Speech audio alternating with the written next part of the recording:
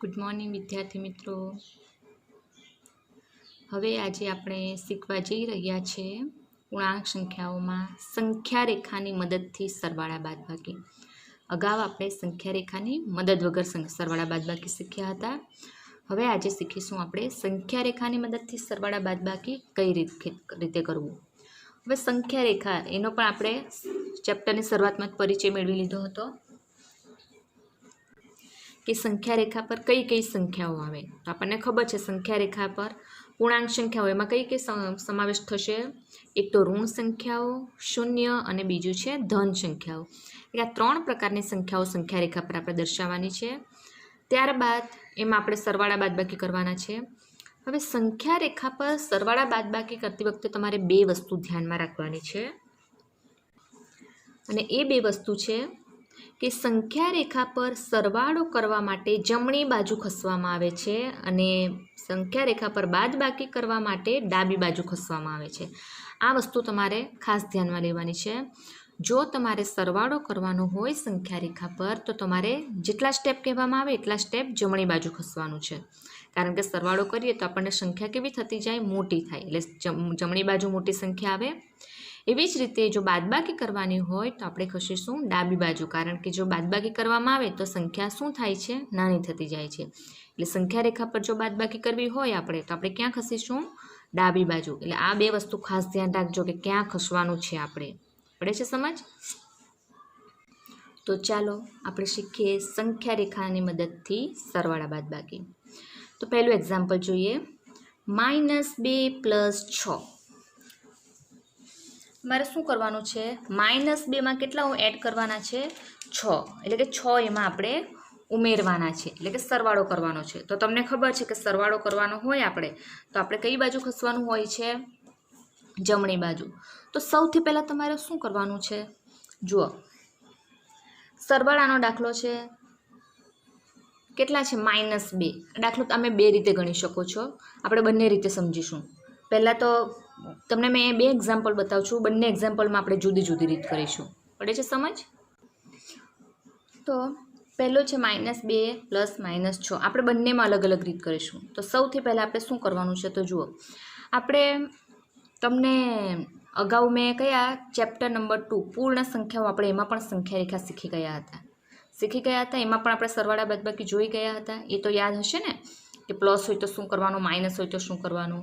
પછી એમાં મેં તમને એવું પણ કીધું હતું કે પહેલું જે ઘર હોય છે સરવાળામાં એ આપણું ઘર હોય છે અને બીજું જે ઘર હોય તે આપણા મામાનું ઘર હોય છે। આ રીતે મેં તમને એક્ઝામ્પલ પણ આપ્યું હતું કે આપણે આપણા મામાનું ઘર અહીંયાથી આટલા સ્ટેપ દૂર છે, પછી બાદબાકી હોય તો રિટર્ન આવવાનું છે।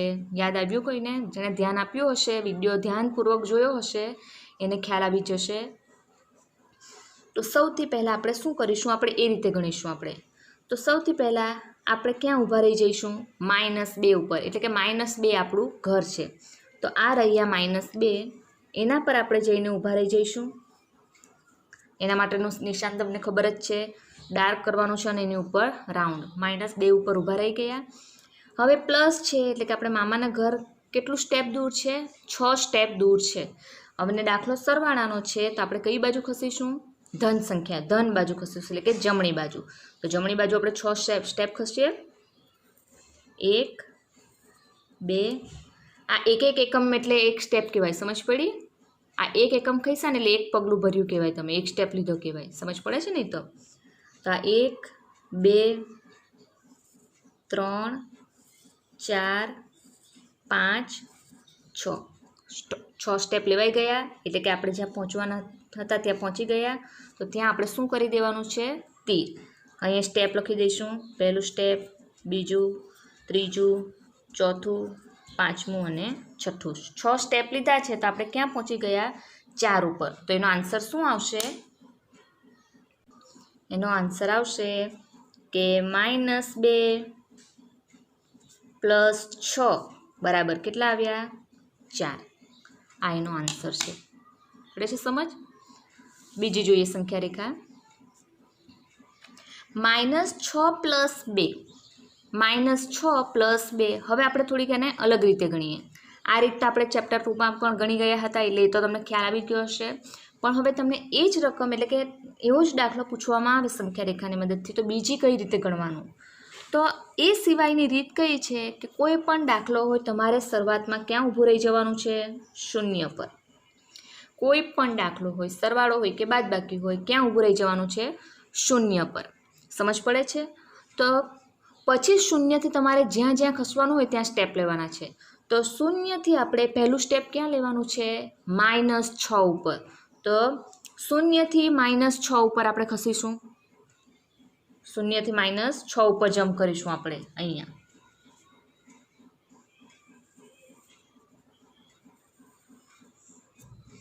આ શૂન્યથી જમ્પ ક્યાં માર્યો છે આપણે? -6 ઉપર. ચાલો -6 અહીંયા લખી દઈશું આ -6 એટલે તમને ખ્યાલ આવે. શૂન્યથી પહેલાં ક્યાં આવ્યા? -6 ઉપર. હવે સરવાળો છે અને ધન સંખ્યા છે એટલે આપણે ક્યાં ખસવાનું છે? જમણી બાજુ. કેટલા સ્ટેપ? 2 સ્ટેપ. કેટલા સ્ટેપ ખસવાનું છે આપણે? 2 સ્ટેપ. ક્યાંથી? જ્યાં જમ્પ માર્યો ને જ્યાં પહોંચ્યા ને આપણે ત્યાંથી હવે 2 સ્ટેપ ચાલવાનું છે. તો અહીંયા તમે 2 સ્ટેપ ચાલી લો તો પણ વાંધો નહીં ને અહીંયાથી પણ જમ્પ મારો તો પણ વાંધો નહીં. તો આપણે 2 સ્ટેપ ચાલી લઈએ કે જમ્પ મારીએ? કંઈ વાંધો નહીં, આપણે ગણી લઈશું એમ કરીને. 1 અને બીજો સ્ટેપ ક્યાં આવ્યો? 4 ઉપર. ક્યાં આવે છે? 4 ઉપર. તો હવે 6 થી તમે બીજું જમ્પ મારો ક્યાં? 4 ઉપર. -4 ઉપર. આવી ગયા? ત્યાં આપણે શું લખી દઈશું અહીંયા? +2. ત્યાં શું લખી દઈશું આપણે? +2. તો ફાઇનલ આન્સર આપણો શું આવ્યો? -4. તો અહીંયા લખી દઈશું આપણે કે -6 + 2 બરાબર -4. સમજ પડી બંને રીતમાં? તમે આ રીતે પણ કરી શકો છો અને આ રીતે પણ કરી શકો. તમને જે ઇઝી લાગે તમે કરી શકો છો. આ પણ સાચું છે અને આ પણ સાચું છે. સમજ પડી? આમાં તમે -6 ઉપર પહેલાં ઊભા રહી જતે. સમજ પડી? -6 ને આપણું ઘર બનાવીને પછી તમે 2 સ્ટેપ ખસતે તો 1 અને 2 તો તમારે ફક્ત આટલું જ આવતે. તો આ મોટો સ્ટેપ આવતે નહીં. સમજ પડે છે? જોઈએ હવે બીજા એમાંના સ્વાધ્યાય 6.2 એનો પ્રશ્ન નંબર 1. તો જોઈએ, સંખ્યા રેખાનો ઉપયોગ કરીને પૂર્ણાંક લખો. 5 માં 3 ઉમેરતા. હવે જો તમને મેં 2 રીત બતાવી છે એમાં જો બીજી રીત આપણે જોઈ ને આ રીત તમે જો પેલા અહીં જે 3 રકમ કે 4 રકમ આપી હોય એમાં તમે કરશો ને તો વધારે સારું. આમાં તમારે આવું 2 રકમમાં તમે સિમ્પલ આપણે જમ્પ મારી દઈએ એવું છે ને એ રીતે કરશો તો તમે સરળતાથી ગણી શકશો. એવું કંઈ નહીં, તમે એ પણ કરી શકો, પણ ઇઝી જો તમને કરવું હોય તો તમે આ રીત ફક્ત તમે 3 કે 4 રકમ હોય ને સાથે 3 કે 4 રકમના સરવાળો કરવાનો એમાં આપણે કરી શકીએ છીએ. તો આમાં આપણે રીત પહેલી રીતથી ગણીશું. શું કરવાનું છે આપણે? ક્યાં જઈને ઊભા રહી જવાનું છે? 5 ઉપર. તો અહીં હું 5 ઉપર ઊભી રહી. હવે ઉમેરવાના છે એટલે કે સરવાળો કરવાનો છે. તો સરવાળો કરવાનો હોય તો કઈ બાજુ ખસવાનું છે આપણે? જમણી બાજુ. કેટલા સ્ટેપ ખસવાના છે? 3 સ્ટેપ. તો 3 સ્ટેપ ખસીએ આપણે જમણી બાજુ. 1 2 3. પહોંચી ગયા? ત્યાં તીર કરી દો. ઉપર સ્ટેપ લખી દઈએ 1 2 3. તો આપણો આન્સર શું આવશે? 8. તો એ તમે કોઈ જગ્યા પર અથવા અહીંયા લખી દો અથવા અહીંયા લખી દો કે 5 + 3 બરાબર કેટલા? 8. અમુક જણાને શું હોય છે અહીંયા કંઈ બીજી જગ્યા પર પહોંચ્યા હોય છે ને અહીંયા જવાબ એ લોકોનો બીજો હોય છે. હવે 5 ને 3 8 થાય એટલું તો આપણને ખ્યાલ હોય જ છે. 5 ને 3 8 એનો મતલબ તમે સંખ્યા રેખા પર 8 ઉપર જ પહોંચેલા હોવા જોઈએ. આ જવાબ બે સેમ જ હોવો જોઈએ આપણો. પડે છે સમજ? હવે જોઈશું બીજો દાખલો. તો બીજા દાખલામાં -5 માં 5 ઉમેરતા. શેમાં? -5 માં ઉમેરવાના છે એટલે એમાં પણ ક્યાં ખસીશું આપણે? જમણી બાજુ. તો સૌથી પહેલાં તો આપણે આપણું ઘર કયું છે? -5. ત્યાં જઈને ઊભા રહી જાવ. આપણા ઘર પાસે ઊભા રહ્યા -5. હવે અહીંયાથી આપણે જમણી બાજુ કેટલા સ્ટેપ ચાલવાનું છે? એટલે કે કેટલા સ્ટેપ આપણા મામાનું ઘર છે? 5 સ્ટેપ દૂર છે. સમજ પડી? તો 1 2 3 4 અને 5 ક્યાં આવશે? 0 પર. પહેલાં સ્ટેપ લઈશું 1 2 3 4 5. પહોંચી ગયા 0 પર. હવે આપણને ખબર જ છે કે કોઈ પણ સંખ્યામાં તેનો વિરોધી સંખ્યા ઉમેરીએ તો 0 જવાબ આવે. તો -5માં એની વિરોધી ધન 5 ઉમેરીશું તો જવાબ શું આવશે? 0. તો આવી જાય છે 0 જવાબ. તો અહીં ઉપર સ્ટેપ લખી દઈશું 1 2 3 4 5. તો એનો ફાઇનલ આન્સર આપણે લખી દઈશું અહીંયા -5 + 5 બરાબર 0. કોઈ પણ સંખ્યામાં તેની વિરોધી સંખ્યા ઉમેરતા જવાબ શું આવશે? 0. એટલે કે -5 તો એની વિરોધી સંખ્યા ધન 5, તો બંનેનો જવાબ શું આવે? 0. તો હવે જોઈશું સી. 2 માંથી 6 બાદ કરતા, હવે દાખલો શેનો છે? બાદબાકીનો. તો સૌથી પહેલાં તો આપણે કરીએ છીએ એ રીતે જ ક્યાં ઊભા રહી જવાનું છે? 2 ઉપર. તો 2 ઉપર ઊભા રહી ગયા. હવે જ્યાં જવાનું છે તે આપણે અહીંયાથી ડિસાઇડ કરવાનું છે, 2 ઉપરથી. સમજ પડી? તો 2 ઉપર ઊભા રહી ગયા છે. હવે આપણે ખસવાનું કઈ બાજુ છે? ડાબી બાજુ. કારણ કે દાખલો શેનો છે? બાદબાકીનો. તો ડાબી બાજુ ખસવાનું છે, પણ કેટલા સ્ટેપ ખસવાના છે આપણે? 6 સ્ટેપ. તો 6 સ્ટેપ ખસીશું ડાબી બાજુ.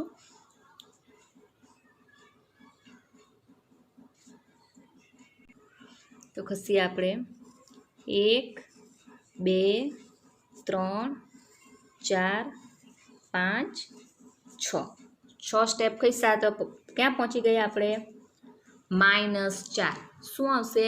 -4 પર આપણે પહોંચવાનું હતું. હવે સ્ટેપ અહીંયાથી લખીએ 1 2 3 4 5 6. તો ફાઇનલ આન્સર શું આવશે આપણો? -4. તો એ લખી દઈશું આપણે કે 2 - 6 બરાબર -4. સમજ પડી? તો જોઈએ હવે ડી. -2 માંથી 3 બાદ કરતા. -2 માંથી આપણે શું કરવાનું છે? 3 માઇનસ કરવાનું છે. તો સૌથી પહેલાં ક્યાં ઊભા રહી જઈશું? -2 ઉપર ઊભા રહી ગયા. હવે દાખલો શેનો છે? બાદ કરતા, એટલે કે બાદબાકીનો છે. તો આપણે કઈ બાજુ ખસવાનું છે? ડાબી બાજુ. કેટલા સ્ટેપ? 3 સ્ટેપ. તો 3 સ્ટેપ ખસીશું ડાબી બાજુ. 1 2 3. 3 સ્ટેપ ખસ્યા તો આપણે ક્યાં પહોંચી ગયા? -5 ઉપર. સ્ટેપ લખી દઈશું ઉપર 1 2 અને 3.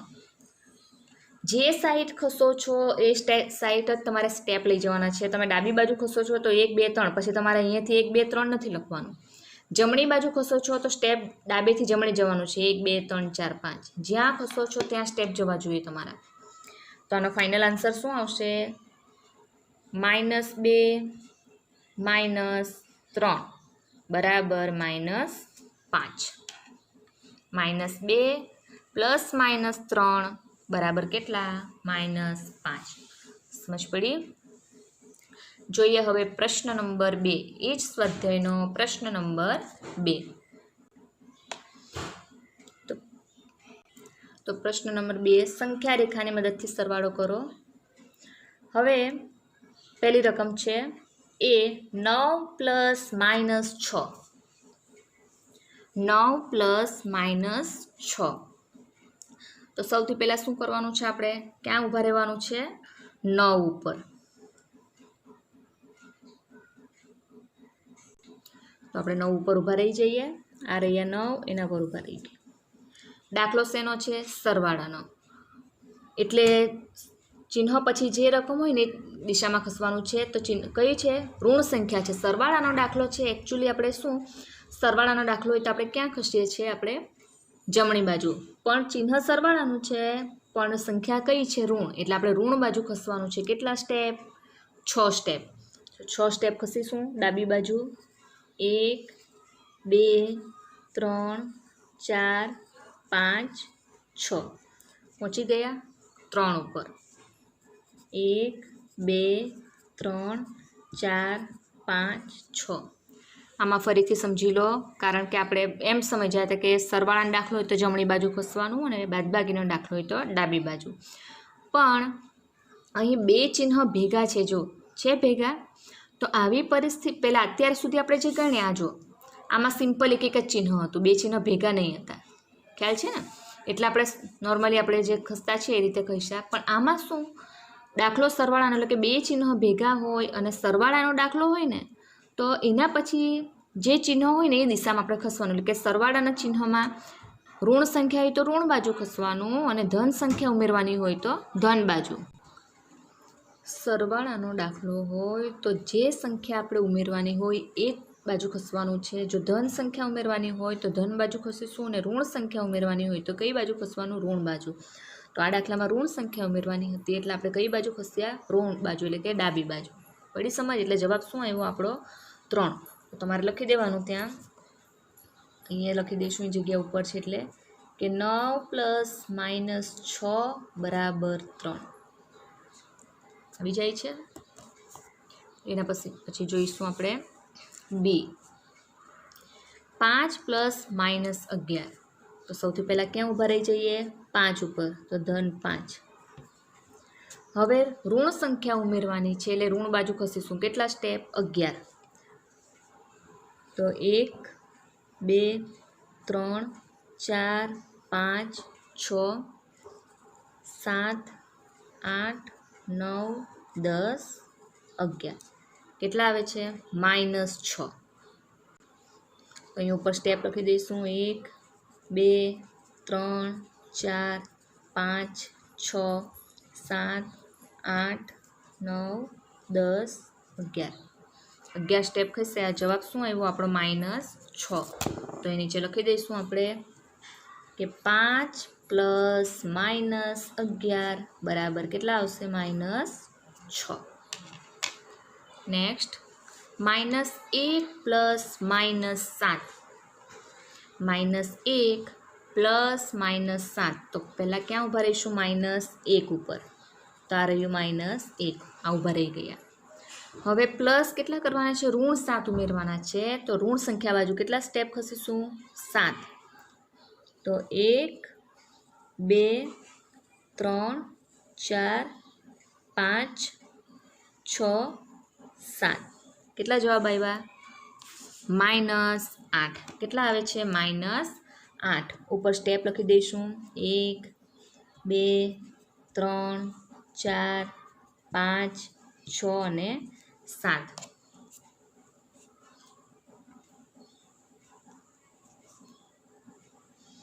તો -1 + -7 બરાબર -8. આટલામાં સમજ પડે છે ને કઈ રીતે કરવાનું છે? આ બધું આપણે બીજા ચેપ્ટરમાં શીખી જ ગયા હતા પૂર્ણ સંખ્યાઓમાં. સમજ પડે છે? આમાં ફક્ત નવું એટલું છે કે આમાં માઇનસ સંખ્યાઓ પણ છે, જ્યારે પહેલાંમાં માઇનસ સંખ્યાઓ હતી નહીં, કારણ કે એ બધી પૂર્ણ સંખ્યાઓ હતી અને આ પૂર્ણાંક સંખ્યા છે એટલે એમાં વધારાની માઇનસ સંખ્યા આવી. હવે જોઈએ આપણે ડી. તો જોઈએ ડીમાં. હવે સંખ્યા રેખામાં તમારે બીજી વસ્તુ શું ધ્યાન રાખવાની છે કે સંખ્યા રેખા પર જ્યારે તમે જે અંકો દર્શાવો છો એમાંથી કોઈ અંક રહી નહીં જાય. દાખલા તરીકે તમે 1 2 3 પછી 4 લખવાનો રહી જાય અને તમે ડાયરેક્ટ 5 લખી દો તો પણ તમારો જવાબ કેવો આવશે? ખોટો આવશે. એટલે તમે જ્યારે અંકો લખો છો જરાક ધ્યાનપૂર્વક લખો. પડે છે સમજ? તો જોઈએ હવે ડીમાં -5 + 10. તો સૌથી પહેલાં -5 ઉપર આપણે ઊભા રહી જઈએ. આ -5 ઉપર સરવાળો કરવાનો છે અને કેટલા ઉમેરવાના છે? ધન 10. એટલે આપણે ધન સંખ્યા બાજુ ખસીશું એટલે કે જમણી બાજુ. કેટલા સ્ટેપ? 10 સ્ટેપ. તો 1 2 3 4 5 6 7 8 9 10. કેટલા આવ્યા? 5. જ્યાં તમે પહોંચી જાઓ છો તમારા આન્સર પાસે ત્યાં તમે તીર કરી શકો છો, પછી એના પર એમ કંઈ રાઉન્ડ પણ તમે કરી શકો છો. અહીં સ્ટેપ લઈ જઈશું. 1 2 3 4 5 6 7 8 9 અને 10. તો જવાબ શું આવે છે આપણો? 5. તો અહીં લખી દઈશું આપણે કે -5 + 10 બરાબર કેટલા આવે છે? +5. નેક્સ્ટ જોઈશું ઈ. -1 + -2 + -3. હવે જો આમાં 3 રકમ આવે છે તો જોઈશું આપણે. સૌથી પહેલાં તો ક્યાં ઊભા રહી જઈએ? -1 ઉપર. તો આ રહ્યો -1, એના પર ઊભા રહી જાઓ. +-2 એટલે હવે પ્લસ કરવાના છે પણ કઈ બાજુ ખસવાનું છે? ઋણ સંખ્યા ઉમેરવાની છે એટલે ઋણ બાજુ. કેટલા સ્ટેપ? 2 સ્ટેપ. તો 2 સ્ટેપ આપણે ખસીશું પાછળ. તો 1 અને આ 2. તો ક્યાં આવ્યા આપણે? -3 ઉપર. પડી સમજ? હવે -3 થી કેટલા સ્ટેપ ખસવાનું છે આપણે? 3 સ્ટેપ, કેટલા 3, પણ કઈ બાજુ ઋણ સંખ્યા ઉમેરવાની છે એટલે ઋણ બાજુ. તો ઋણ બાજુ 3 સ્ટેપ ખસો આપણે અહીંયાથી. અહીં એક વખત તીર પાડી દેવાનું એટલે કે અહીંયાથી અહીંયા પહોંચ્યા. હવે અહીંયાથી ખસવાનું છે 1 2 અને 3. આ આપણો ફાઇનલ આન્સર. સમજ પડે છે? અહીંયાથી સ્ટેપ ગણો 1 2 3. અહીંયા કેટલા આવશે? આ 1 અને આ 2. પહેલાં અહીંયાથી આટલે લીધા છે 2 સ્ટેપ એટલે -3 ઉપર પહોંચ્યા આપણે. હવે -3 ઉપરથી ક્યાં ખસવાનું છે આપણે? 1 2 3. સોરી, અહીંયા 3 આવશે. તો ક્યાં હવે આપ પહોંચી ગયા આપણે -6 ઉપર. તો આપણે એનો ફાઇનલ આન્સર શું આવશે? -1 પ્લસ -2 પ્લસ -3 બરાબર -6. આનો જવાબ શું આવશે? -6. હવે જોઈશું આપણે એમાં એફ. તો એફમાં શું છે? તો જુઓ, એફમાં -2 પ્લસ 8 પ્લસ -4. એમાં પણ કેટલી રકમ છે? 3. તો સૌથી પહેલાં તમારે ક્યાં ઊભા રહી જવાનું છે? -2 ઉપર. તો -2 ઉપર ઊભા રહી ગયા. હવે કેટલા સ્ટેપ ખસવાનું છે? 8 સ્ટેપ. કારણ કે અને કઈ બાજુ ધન સંખ્યા ઉમેરવાની છે એટલે ધન સંખ્યા બાજુ 8 સ્ટેપ ખસીશું આપણે. તો 1 2 3 4 5 6 7 8. કેટલા? 8 સ્ટેપ ખસી ગયા. અહીંયા ઉપર સ્ટેપ લખી દઈએ આપણે 1 2 3 4 5 6 7 8. ચલો, 8 સ્ટેપ ખસી ગયા. ત્યાર પછી કેટલા ઉમેરવાના છે? -4. હવે માઇનસ સંખ્યા ઉમેરવાની છે એટલે કઈ બાજુ ખસવાનું છે આપણે? માઇનસ બાજુ. કેટલા સ્ટેપ? 4. તો આપણે 4 સ્ટેપ ખસીએ તો આપણે 1 2 3 4. કેટલા આવે છે? 2 ઉપર આવે છે. કેટલા પર? 2 ઉપર.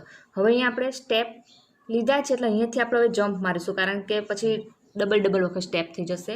તો હવે અહીંયાથી આપણે જમ્પ મારીશું. ક્યાં આવશે?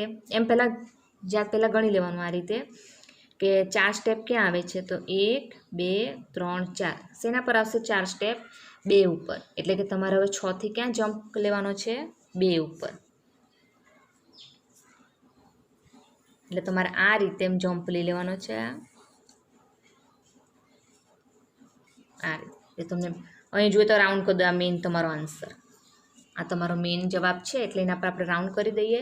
આ જમ્પ કેટલાનો લીધો છે? -4નો. એટલે અહીં લખી દો -4. કેમ આપણે જે જમ્પ લીધું? જો આપણે સ્ટેપ ગણીશું તો આના પર જ પાછું આવવાનું હતું ડબલ વાર. એટલે આપણે ડબલ વખત નથી લખતા, પણ ઉપરથી શું લઈ લીધો? જમ્પ. ડાયરેક્ટ ક્યાં? જે 4 સ્ટેપ જ્યાં થાય ને ત્યાં. તો 1 2 3 4. તો 4 સ્ટેપ 2 ઉપર થાય છે એટલે 6 થી સીધો જમ્પ ક્યાં લીધો આપણે? 2 ઉપર. એટલે આનો ફાઇનલ આન્સર શું આવશે? 2. કે -2 પ્લસ 8 પ્લસ -4 બરાબર કેટલા? 2. પડી સમજ? તો સંખ્યા રેખામાં તમને પરીક્ષામાં પૂછાય તો સાવ ઇઝી છે. 3 માર્ક્સમાં પણ પૂછે, 2 માર્ક્સમાં પણ પૂછે. જેવી સંખ્યા રેખાની રકમ હોય એ પ્રમાણેના એના માર્ક્સ હશે. પણ કમ્પલસરી સંખ્યા રેખા તો એક્ઝામમાં આવે જ. પૂર્ણ સંખ્યામાંથી પણ આવશે અને પૂર્ણાંક સંખ્યામાંથી પણ આવે. એટલે સંખ્યા રેખા તમને આવડતી હોવી જોઈએ. અને બીજી વસ્તુ, સંખ્યા રેખામાં તમારે ટોટલી પેન્સિલનો જ ઉપયોગ કરવાનો છે અને સંખ્યા રેખા પણ તમારે સ્કેલથી દોરવાની છે. જો તમે સંખ્યા રેખા હાથ વડે એમ જ દોરી દીધી સ્કેલ વગર તો તમને એના માર્ક્સ મળશે નહીં અને ખોટું જ ગણાશે. એટલે કમ્પલસરી તમારે સ્કેલનો ઉપયોગ કરવાનો છે પ્લસ પેન્સિલનો ઉપયોગ કરવાનો છે. તમારે એના ઉપર જે અંકો તમે લખો છો એ પણ શેનાથી હોવા જોઈએ? પેન્સિલથી. તો દરેક જણ આજનું હોમવર્ક પોતાની નોટબુકમાં લખી લેશે. તમારે આજનું હોમવર્ક છે સ્વાધ્યાય 6.3. સ્વાધ્યાય 6.3નો પ્રશ્ન નંબર 4, જે સંખ્યા રેખાની મદદથી તમારે કરવાના છે દાખલા, જે આપણે અગાઉના વિડીયોમાં શીખી ગયા હતા. એ જ દાખલા 4 દાખલા તમને આપવામાં આવ્યા છે પ્રશ્ન 4માં. નાની રકમ છે એટલે તમે જાતે ગણી શકશો. તો આ 4 દાખલા એટલે કે પ્રશ્ન નંબર 4 એ તમારે હોમવર્કમાં કરવાનો છે. સમજ પડી દરેકને? સ્વાધ્યાય 6.3 એનો પ્રશ્ન નંબર 4 હોમવર્કમાં કરવાનો છે તમારે. તો અહીં આપણું પૂર્ણાંક સંખ્યાઓ ચેપ્ટર શું થાય છે? ફિનિશ થાય છે. પૂર્ણાંક સંખ્યાની શરૂઆતથી માંડીને અત્યાર સુધીનું જે કંઈ પણ અંદર મેં નોટ લખાવ્યું છે એ દરેકે તમારે કમ્પ્લીટ કરી નાખવાનું રહેશે. ઓકે, તો હવે આપણે નવા ચેપ્ટર સાથે નવા વિડીયોમાં મળીશું. જય શ્રી કૃષ્ણ.